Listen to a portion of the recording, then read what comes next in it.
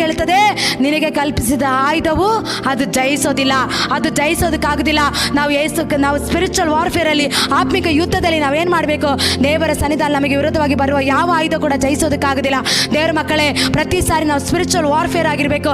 ಅಂದರೆ ಪ್ರತಿ ಸಾರಿ ನಾವೇನು ಮಾಡಬೇಕು? ಇವತ್ತು 10 ನಿಮಿಷ, 15 ನಿಮಿಷ, ಅರ್ಧ ಗಂಟೆ ಪ್ರಾರ್ಥನೆ ಮಾಡಿದ್ರೆ ನಮ್ಮ ಜೀವಿತದಲ್ಲಿ ಬಿಡುಗಡೆ ನಡೆಯೋದಿಲ್ಲ. ಶತ್ರು ದೇಶದಲ್ಲಿ ಬಹಳವಾಗಿ ವಿರೋಧವಾಗಿ ಎದ್ದು ನಿಂತಿದ್ದಾನೆ. ಸೈತಾನ ನಮ್ಮ ಕುಟುಂಬನ ಹಾಳು ಮಾಡಬೇಕು, ನಾಶ ಮಾಡಬೇಕು.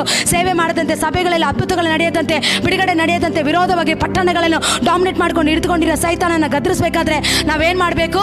ಆತ್ಮಿಕ ಯುದ್ಧ ಮಾಡಬೇಕು, ಸ್ಪಿರಿಚುವಲ್ ವಾರ್ಫೇರ್ ಮಾಡಬೇಕು.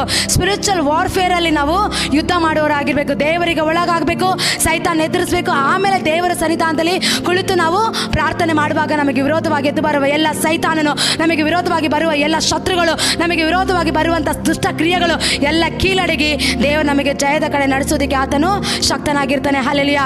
ಅದೇ ರೀತಿ ದೇವರ ಮಕ್ಕಳೇ, ವಾಕ್ಯದಲ್ಲಿ